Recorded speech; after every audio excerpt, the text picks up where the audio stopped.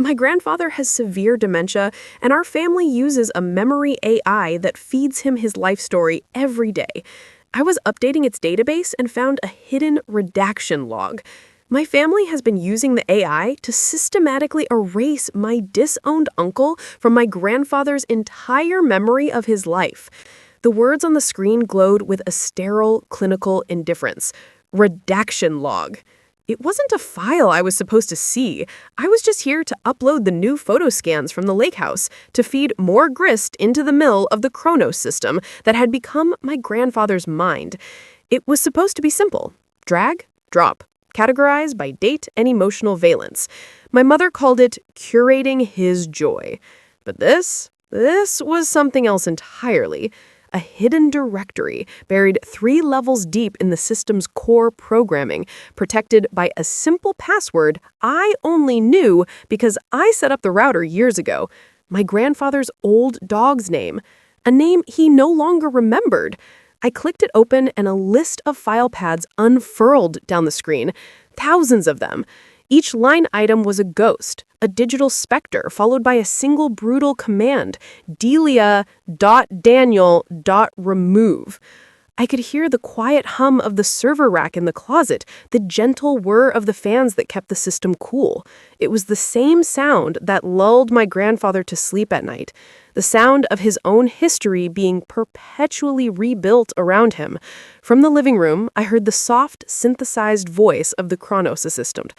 And this, Arthur, is the day you taught your son to ride a bicycle. See the pride on your face? You were a wonderful father. A wave of nausea washed over me. I knew the photo it was showing him on the wall-mounted screen. A sunny day in 1978. My grandfather, Arthur, beaming, holding the seat of a Swin. And my father, a small boy with scraped knees, pedaling furiously. But there was another boy there. I knew it. A phantom itch in my own memory. A slightly older boy with the same dark curly hair as my grandfather. My uncle. Daniel. The family's own redaction. The one we never spoke of, whose name was a poison dart in any conversation. I was only a kid when he was cut out. I have fragmented memories of shouting matches that seeped through closed doors, my mother's face tight with a fury I didn't understand. Then one day, his photos were gone from the mantelpiece, his chair at the holiday table was empty, and his name simply ceased to exist in our home. It was a manual analog erasure. The Chronos system was just the final perfect automated tool to finish the job. My eyes scanned the log. It was meticulous. Photo_ID 774B_beach_trip_1981.jpg. Audio_clip_092C_Christmas_carols_1985.mp3. Video_feed 44A1_50th_anniversary_toast_2003.mov. For every entry, there was a corresponding file in a quarantine folder. The originals. The unaltered truth. My hand trembled as I navigated to the folder. My mother's voice echoed in my head, her constant refrain about Granddad.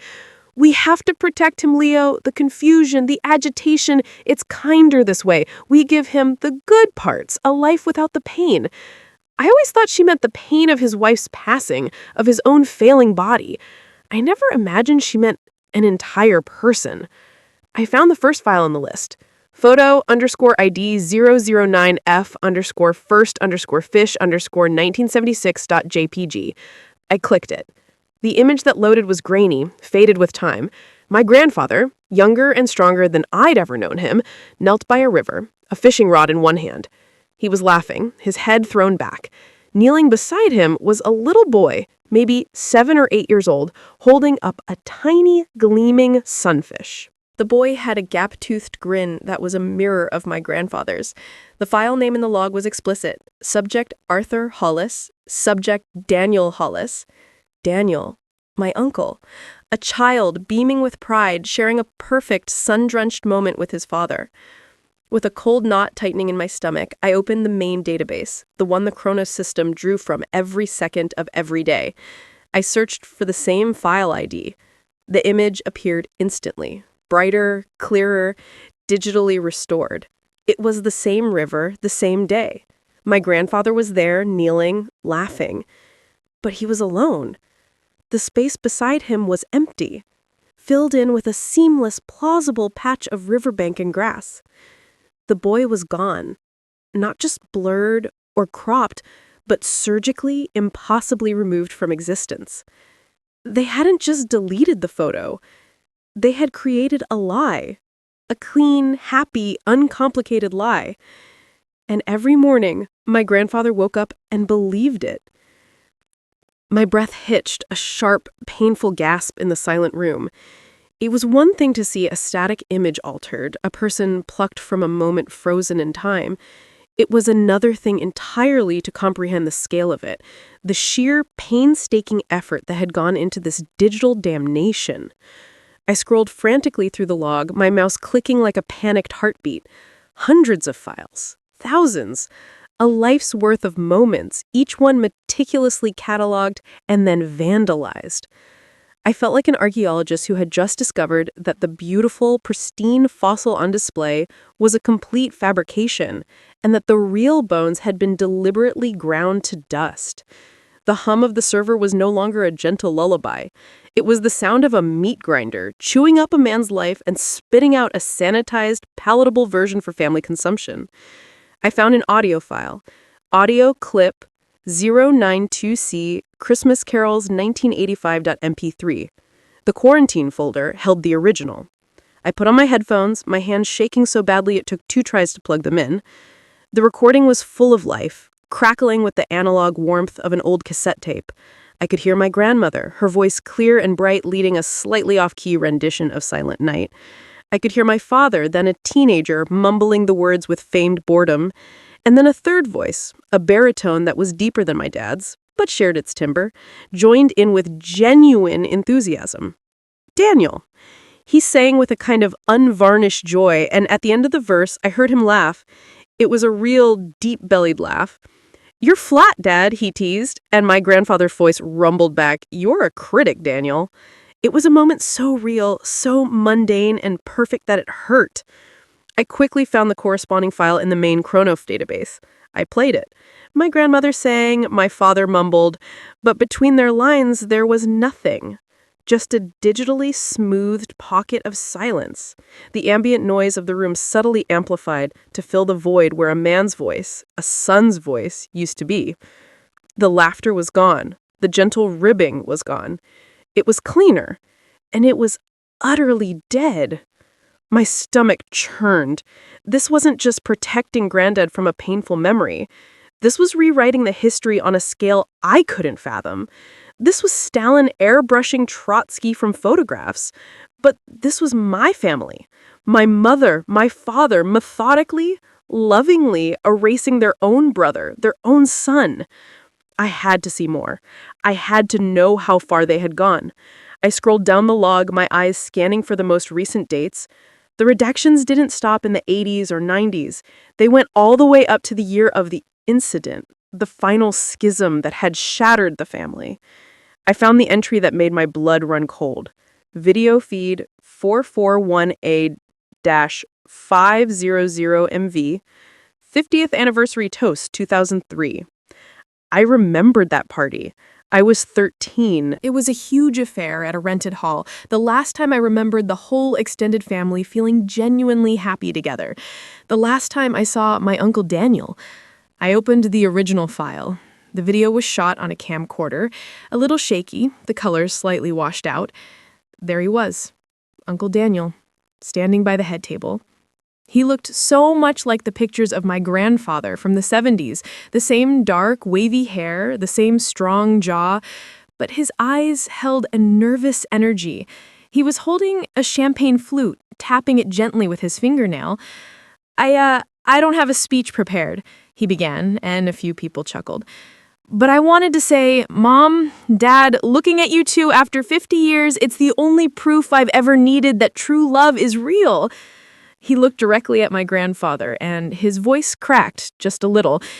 "You taught me everything. How to be a man, how to be kind, how to fix a carburetor, even if I was never as good at it as you.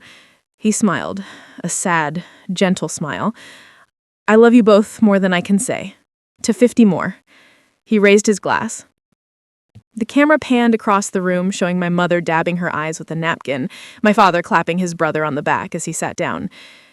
It was a moment of pure, unadulterated love.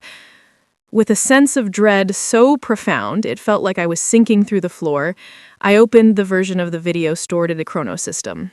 The version my grandfather had probably watched a dozen times. The file opened. The scene was the same. The rented hall, the family gathered. But the toast was different. The camera was tighter, digitally reframed. Now it was my father who stood up, holding the champagne flute. The words were a Frankenstein's monster of audio clips, stitched together from other moments in the night. To my parents, his voice said. The cadence is slightly unnatural. The only proof that love is real. You taught me everything. I love you both. The AI had pieced together a new toast from his scattered conversations, creating a plausible, hollow imitation. Daniel was simply not there. He didn't give a toast. He didn't exist.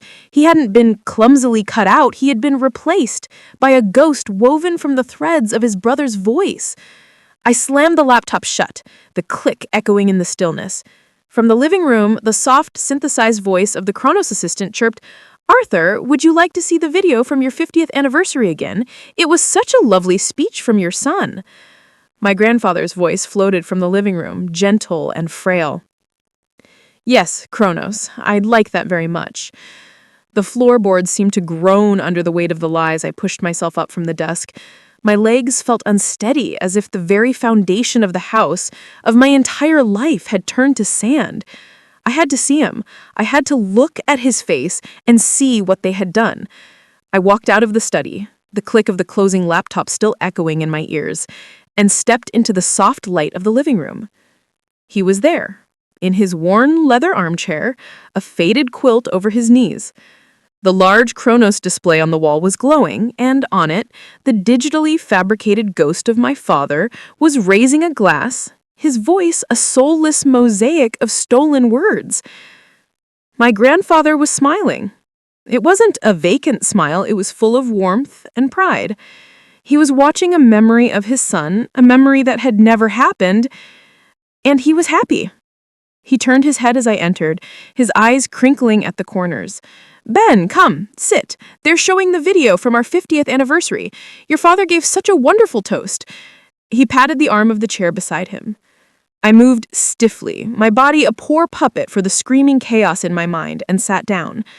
The doctored video played on. My father's voice, a clever forgery, spoke of love and respect. I watched my grandfather's face, not the screen. I was a detective searching for a tell. A flicker of doubt, a shadow of a memory that refused to die, but there was nothing. Only placid acceptance. The system was perfect. The erasure was total. He was a man living in a meticulously crafted fiction, and the architects were my own parents. He was happy, and that knowledge was the most painful thing of all. It was a poisoned happiness, grown in a garden of lies, and I was now the only one who knew. The video ended, and the screen faded to a tranquil image of a forest. My grandfather sighed contentedly. "Ugh, that was a good day," he murmured, his gaze distant. "Your father, he always knew the right thing to say." I could only nod, the lie of physical lump in my throat. He was quiet for a moment, his eyes unfocused, adrift in the curated sea of his past. "You know," he said suddenly, turning to me, a small frown creasing his brow, "that hall reminds me of the place we went for the big fishing derby up at Silver Lake, the year we caught that monster trout. Remember how he held it up? So proud." He chuckled, but then the chuckle faltered. His eyes clouded with confusion. "Wait a minute, that wasn't your father, was it? He was never much for fishing." He looked at his hands, then back at me, a flicker of genuine bewilderment in his eyes. "Funny. I can see the fish clear as day, but I can't quite place who was holding the rod with me. Must be getting old." A jolt went through me, sharp and electric. A ghost. A memory without a face. The AI could remove a person, but it couldn't erase the ripples they left behind. It could delete the fisherman, but not the fish. It was a crack in the prison wall, a flaw in the perfect narrative. I had to know more. I made an excuse about needing to check on some work emails, my voice sounding thin and reedy to my own ears. I practically ran back to the study, my heart hammering against my ribs. I wasn't just a horrified spectator anymore. I was an archaeologist who had found a single, inexplicable tool next to the fabricated fossil. I dove back into the Chronos system, but I ignored the redaction log. I was past the what. I needed the why. I started digging into the system's guts, the administrative command logs, the places where a human operator would have left their fingerprints. I searched for keywords: override, manual entry, justification. The system was a labyrinth, but I knew its architecture. I followed a breadcrumb trail of command line inputs, timestamps that corresponded with the most significant redactions. And then I found it. A user ID, logged as making a series of high-level manual changes to the core memory database. The changes weren't automated sweeps, they were targeted, surgical strikes. The ID wasn't a system administrator's. It was my mother's. My kind, gentle mother who baked bread on weekends and always smelled faintly of lavender, she was the one holding the digital scalpel. Following her user trail led me deeper to a section of the server I never knew existed. It was a partitioned, encrypted directory, walled off from the main Chronos archive. It wasn't for storing memories, it felt more like a vault or a tomb. The directory had a simple, stark name, a string of numbers that meant nothing and everything. 10.23.04, the date. The day Daniel was cast out, the day the erasure began. My hand trembled as I moved the cursor over the folder and clicked.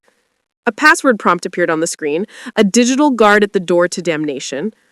I tried everything I could think of. Her birthday, my father's, their anniversary, my name, my father's name. Access denied flashed with cold indifference each time. In a last desperate attempt, I right-clicked, searching for any clue in the file properties. And there it was. A password hint left by the creator. My mother. It was a single cryptic question, a question that hung in the silent room like a sentence. What did you promise him? What did you promise him? The words hung there, digital and stark, but they felt like they were whispered right behind me. The him was the first question. Was it a promise to Daniel? A desperate, last-ditch plea from a mother to her son on the day she cut him out of her life? I typed, my fingers clumsy. I will always love you. Access denied. Please come home. Access denied. This is for the best. Access denied. Each failure was a small, sharp blow. These were the things a grieving mother might say, the justifications she might whisper to herself in the dark, but they weren't the key. They were the lock. The truth was colder, more pragmatic. The entire system, this digital mausoleum, wasn't for Daniel. It was for my grandfather. The promise wasn't made to the son being exiled, it was made to the father being left behind. My mind reeled back, not to a specific memory, but to a feeling, the oppressive quiet that follows a domestic storm. I must have been a teenager. I remembered the sound of the front door slamming with the force of a thunderclap, a sound that seemed to shake the house's very bones. I remember hiding in my room, listening to the muffled, jagged sounds of my parents' voices, the sharp, angry edges sanded down by the walls between us. And then silence. A heavy, suffocating silence that lasted for hours. Later, I had crept downstairs. My father was in the study, the door closed. My mother was in the kitchen, not cooking, not cleaning, just standing at the sink staring out at the darkening garden. And my grandfather was at the kitchen table, his face ashen, looking smaller and more fragile than I had ever seen him. He was just staring at his hands, which were trembling slightly. He wasn't crying. He looked broken, as if a vital piece of his world had been violently torn away, leaving a wound so deep it was beyond tears. My mother went to him then. I watched from the shadows of the hallway. She knelt down beside his chair, placing her hand over his. She didn't cry either. Her face was a mask of terrible resolve. She leaned in and whispered something to him, her voice too low for me to hear the words, but the intent was as clear as a bell. It was a vow, a promise of protection, a promise to end his pain. It was the sound of a surgeon preparing to amputate a gangrenous limb to save the patient. The patient was my grandfather, the limb was his son. I stood there, frozen in the sterile glow of the laptop screen, the memory washing over me not as a picture, but as a cold certainty. I knew what she had promised. She had promised to make it go away. All of it. The fight, the heartbreak, the son who had caused it. She had promised him peace. My fingers moved over the keyboard, slow and deliberate this time, as if I were typing a sacred text. I will give you peace. I didn't use spaces or capitals. It felt like it should be a single, unbroken utterance, a machine command, a spell. I pressed enter. For a heart-stopping second, nothing happened. Then the password prompt vanished. In its place, a file directory bloomed, a list of forbidden fruit. The contents were sickeningly simple. It wasn't logs or code, it was media. Beach trip _7_1998_raw.mp4.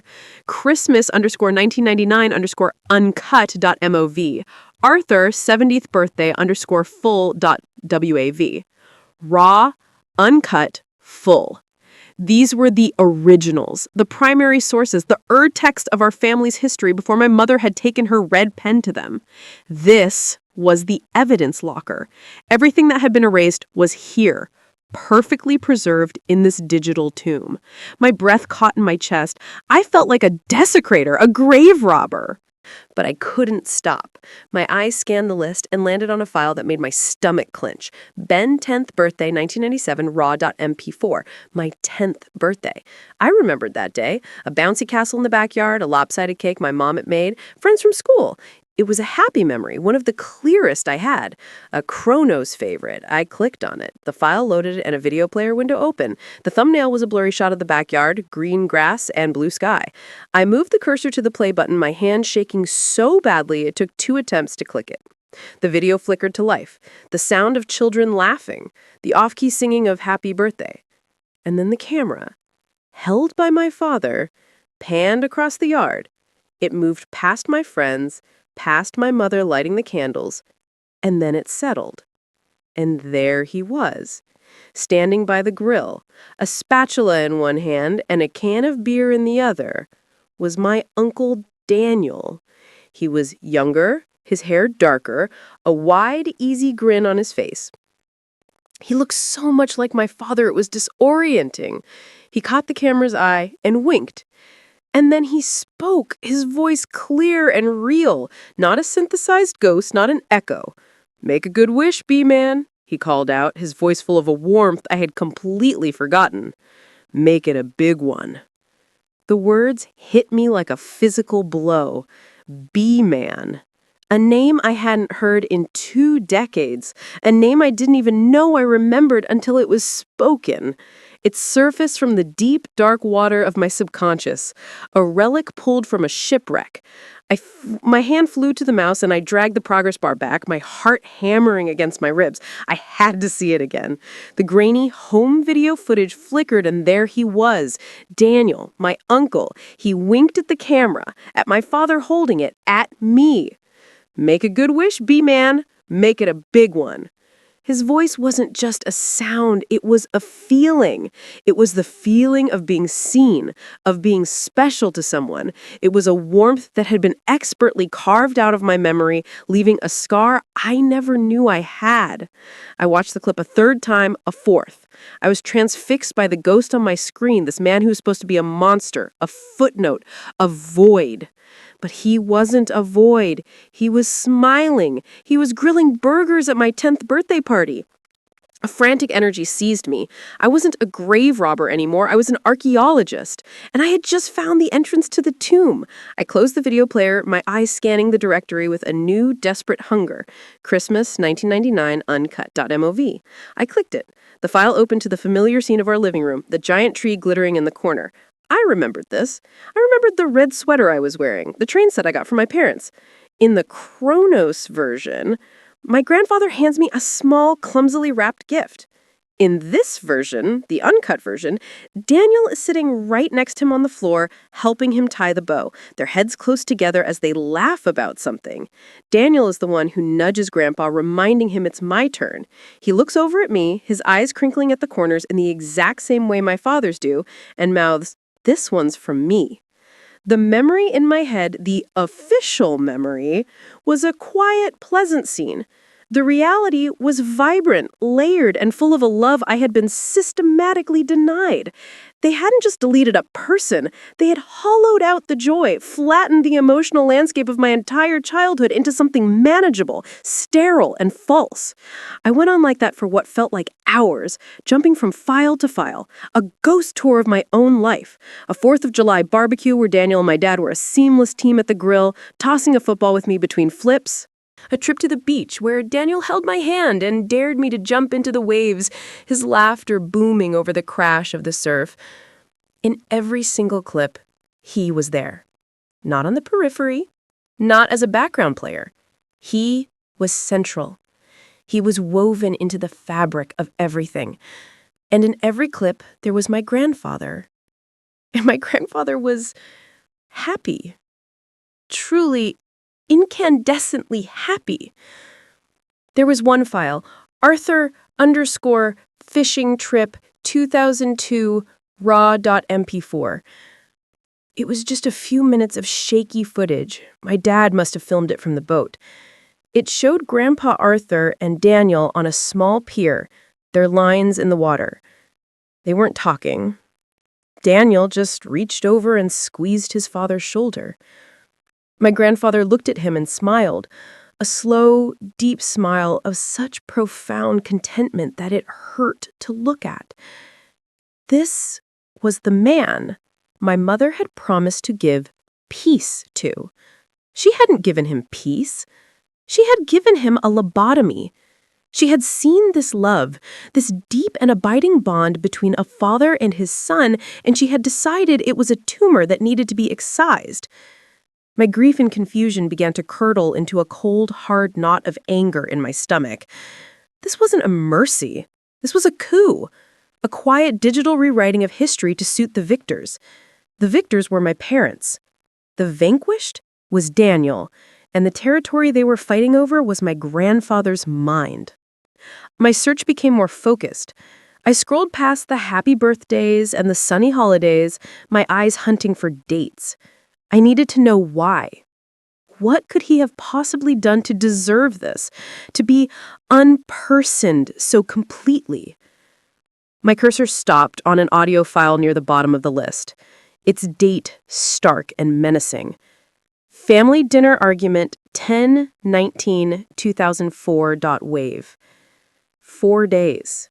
4 days before the erasure. This had to be it, the inciting incident. The final fracture. My hand was steady now, my earlier trembling replaced by a grim resolve. I took a deep breath, the air in the silent study feeling thin and cold, and I double-clicked the file. There was a hiss of static, the clinking of a fork against a plate, and then a voice.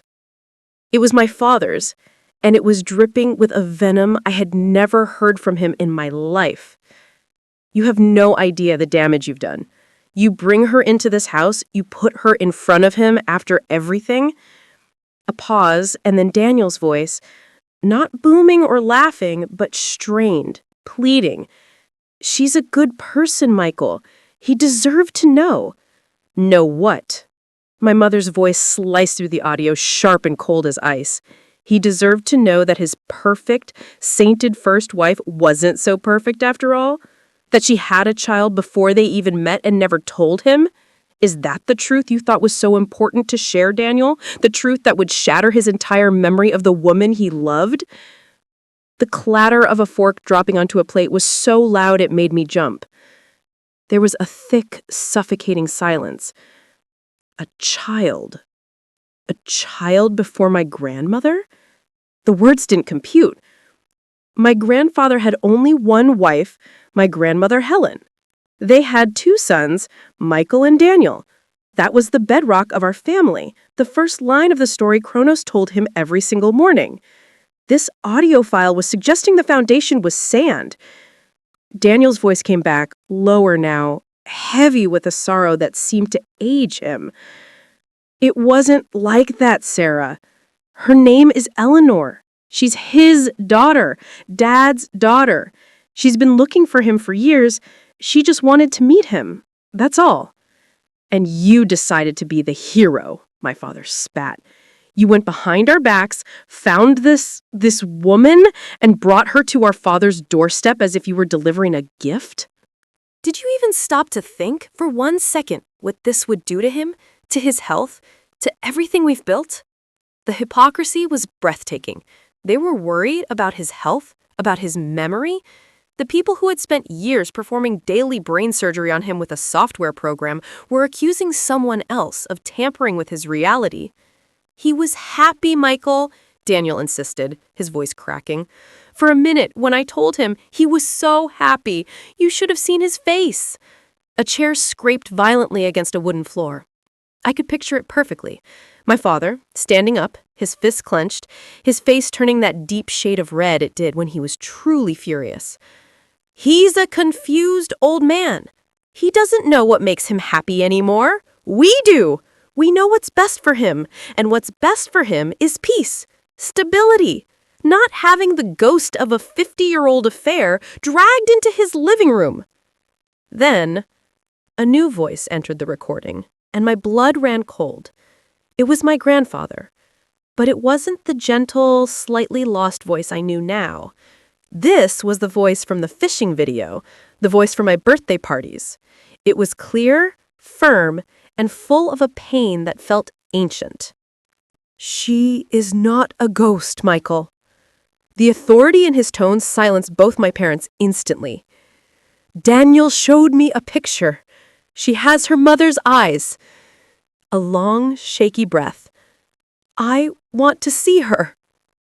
My mother's response was immediate, her voice a low, placating murmur that I knew was more dangerous than any shout. Arthur, darling, you're upset. This is a shock. We're just trying to protect you. He cut her off. Protect me? Or protect yourselves? Protect the neat little story you've decided is my life? The raw anguish in his voice was a physical thing. I felt it in my own chest, a tightening band of pressure. He knew. In that moment, before the dementia had truly taken hold, he understood exactly what they were. He saw the cage they were building for him.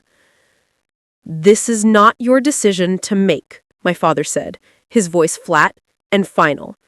We have power of attorney. His doctor agrees. Any major emotional shock could be catastrophic. It was the sound of a gavel falling, a sentence being passed. Daniel's voice rose, desperate and loud. Power of attorney? Is that what this is about? Controlling him? You can't do this. He's my father too. You can't just decide to erase his daughter from existence because it's inconvenient for you? The sound of a slammed door echoed, making the tiny speaker on my laptop buzz. Then, only the sound of quiet, ragged breathing. The recording ended. I sat there, in the dark, the silence of the study pressing in on me. It wasn't just about Daniel. It was never just about Daniel. He had discovered a family secret, a sister my father and mother never wanted to acknowledge. He had tried to bring her into the light, to give my grandfather a piece of his own history back. And for that, they had erased them both. They hadn't just removed a problematic son. They had snuffed out a daughter my grandfather had just discovered, a daughter he had wanted to meet. My uncle wasn't a monster. He was a threat to the clean, tidy narrative my parents had constructed, not just for my grandfather, but for themselves. The cold knot of anger in my stomach had ignited. It was a white-hot, righteous fire. I looked at the file name again. 10192004. The redaction log had shown the first mass deletion, the beginning of the end for Daniel, happened on October 23rd. They didn't even wait a week. They heard their father's plea, saw their brother's defiance, and they brought down the digital guillotine. My fingers were numb, resting on the warm plastic of the laptop. The silence that followed the recording was heavier than any sound, filled with the ghosts of words spoken almost 2 decades ago. She has her mother's eyes.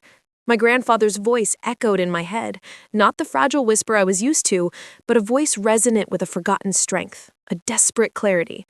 He wanted to know her. He wanted to meet his daughter. And my parents, in their infinite, suffocating wisdom, had decided he shouldn't. They had stolen that from him. They had stolen a sister from my father, an aunt from me, and a father from a woman named Eleanor. The fire in my gut wasn't just anger anymore. It was a kind of fuel. It burned away the last vestiges of hesitation, of filial duty that had kept me on the edge of this abyss. Now, I was ready to jump. My first instinct was a frantic, clumsy search. I opened a web browser, the white glare of the search bar a stark contrast to the gloom of the study. I typed Eleanor into it, and then stopped, my hand hovering over the keyboard. Eleanor who? The recording had offered no last name, no location, no details beyond the fact of her existence. It was a ghost's name. A search would be useless, a digital scream into the void. My parents were meticulous. They wouldn't just erase a person from a private AI. They would have built a fortress around the truth in the real world too. Any stray documents, any loose ends, they would have been sanitized, burned, or buried deep. I closed the laptop and pushed it away, the faint hum of its fan dying out. The digital world was their territory. I needed to look somewhere they might have overlooked. I eye-scanned the study, really seeing it for the first time not as a museum of my grandfather's life, but as a crime scene. Every bookshelf, every curated photo on the mantelpiece, every leather-bound volume felt like a piece of a carefully constructed lie. The family photos were the worst. There we all were, smiling at some long-forgotten Christmas or beach vacation. My father, my mother, me, my grandfather, a perfect, complete little unit. But now I saw the empty spaces. I saw the ghost of Daniel laughing just out of frame, the shadow of an unknown aunt standing behind us all. I stood up and walked to the large oak filing cabinet in the corner, its brass handles cool to the touch. It was locked. Of course it was. But I knew where my dad kept the key, in the small carved wooden box on his desk, where he also kept spare tie clips and cufflinks. My hands didn't even shake as I retrieved it. The click of the lock turning in the quiet room sounded as loud as a gunshot. The drawers slid open with a soft groan, releasing the scent of old paper and dust. The files were perfectly organized, labeled with my mother's neat, sharp handwriting. Taxes, 1990 to 1995, household receipts, medical records, Arthur. It was a catalog of a life, scrubbed clean of any inconvenience. I bypassed the obvious, my fingers tracing the tabs, looking for something older, something they might have deemed irrelevant to their project. My search led me to the bottom drawer, to a section simply marked Memorabilia. Inside were not files, but boxes. A small velvet-lined case held my grandfather's service medals. Another contained a stack of my old report cards. And then I saw it. A heavy cardboard shoebox, the brand long faded, with a single word scrawled on the side in my grandfather's looping, confident script. Before. My breath caught in my throat. Before. Before my grandmother Helen, before my father and Daniel, before the life that Kronos so dutifully recited to him each morning. This was from the part of his history they had no reason to edit, no reason to even examine too closely. The secret of Eleanor, they thought, began and ended with a woman he knew before his marriage. They had likely focused all their energy on erasing any trace of Daniel's discovery, not on the original source. I lifted the lid. The box was filled with bundled letters tied with faded ribbon, a few cracked black and white photographs, and a small, worn, leather-bound journal. I untied the first bundle of letters. The paper was thin, almost translucent with age. They were from his time overseas during the war. I scanned the familiar handwriting, the loving sign-offs from his parents, the boisterous notes from army buddies. Then I picked up the second bundle. The handwriting was different. It was a delicate feminine cursive, the ink a soft blue-black. The letters were from a woman named Evelyn. I read the first line. My dearest Arthur, the days are so long without your letters. My heart hammered against my ribs. I carefully untucked a small photograph from behind the letters. It was a young woman with a bright, hopeful smile and dark, intelligent eyes. Evelyn. On the back, in that same delicate script, was a short inscription, "Yours always, Evelyn, Bristol, 1945." And below it, an address, Bristol. The name was a compass point, a solid piece of geography in a story made of ghosts and whispers. The address was a string of numbers and a street name, a tangible destination. For the first time since I'd found the redaction log, I felt like I was holding a map instead of just a fistful of ashes. I sat on the floor of the study for a long time, the photograph of Evelyn in my hand, her hopeful smile a silent accusation against the years of silence. This was the source. This was the secret my parents thought was buried so deep in the past that it couldn't possibly hurt them. They had underestimated my grandfather's memory, and they had underestimated my uncle's conscience. Now, they were about to underestimate me. I didn't hesitate. I booked a train ticket for the next morning, my actions feeling strangely disconnected from my body as if I were a character in a film moving towards an inevitable conclusion. The train ride was a blur of green countryside rushing past the window, a smear of life happening outside the bubble of my mission. I held the small shoebox on my lap, a relic from a forgotten world. Inside, Evelyn's letters felt like sacred texts. I read them all, tracing the arc of a wartime romance, the initial shyness, the deepening affection, the shared dreams for a future after the fighting stopped. The last letter was dated late 1945. Arthur was going home. He promised to arrange for her to follow. He promised they would build a life. But there were no more letters after that. Only silence. A silence that was eventually filled by his marriage to my grandmother, Helen, and the birth of my father and Daniel. A whole life branching off from a broken promise. I didn't know if he had broken it or if it had been broken for him. The address in Bristol led me to a quiet street of terraced houses, their brick facades weathered by decades of English rain. Number 42 looked much like the others, with a small garden in the front and lace curtains in the window. My heart was a frantic drum against my ribs as I walked up the short path and pressed the bell. For a moment, nothing happened. I was about to turn away, a wave of anticlimax washing over me, when the door creaked open. A woman stood there, perhaps in her late 70s, with a kind, questioning face and a cascade of silver hair. And then I saw her eyes. They were dark and intelligent, and in their shape, their depth. I saw the ghost of the young woman in the photograph. I saw Evelyn. My voice was hoarse when I spoke. "Are you Eleanor?" She looked at me, a flicker of confusion followed by a deep, weary recognition, as if she had been waiting for a question she never knew would come. I explained who I was, my words tumbling out in a rush. About my grandfather, Arthur, about the memory AI, about the box of letters. I showed her the photograph of her mother. She took it with a trembling hand, her fingers tracing the image of the young woman she had never known. She invited me in. Over cups of tea and a cozy living room filled with books and photographs of her own children and grandchildren, she told me her story. Her mother, Evelyn, had died when she was a teenager. She had known her father was an American soldier, but Evelyn rarely spoke of him, the memory a wound that had never properly healed.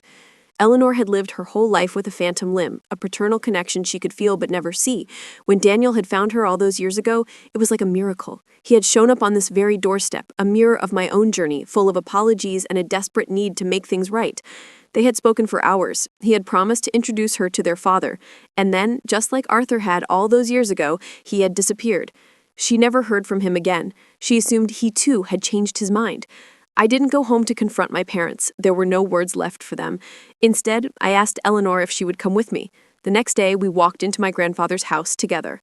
My parents were in the living room, and the moment they saw us, their faces turned to masks of cold, controlled panic. My father started to stand up, his mouth opening to speak, but I just shook my head and walked past them, leading Eleanor towards the study. I sat down at the console for the memory AI, my fingers flying across the keyboard. I wasn't deleting, I was adding. I created a new memory file, uploading a scanned image of Evelyn's photograph, transcribing the story of their time in Bristol, and detailing the birth of a daughter named Eleanor. I wrote about Daniel's journey to find his sister, not as an act of rebellion, but as an act of love. I restored the truth. Then I initiated a manual memory feed, pushing the new data to the small earpiece my grandfather always wore. I took Eleanor's hand and led her into the sunroom where he was sitting, looking out at the garden. He turned as we approached, his gaze clouded with the usual fog. The AI whispered in his ear. His eyes moved from my face to the woman standing beside me. The fog began to clear. A light of recognition, ancient and profound, flickered deep within him. He looked at her, truly looked at her, and a frail smile touched his lips. His voice was a thread, but it was woven with a clarity that silenced the entire world. "Eleanor," he whispered, "you have your mother's eyes." I destroyed a family's peace to restore one man's past. Was it my right to trade their present for his history? Let us know in the comments. Don't forget to like and subscribe. I post new stories every day.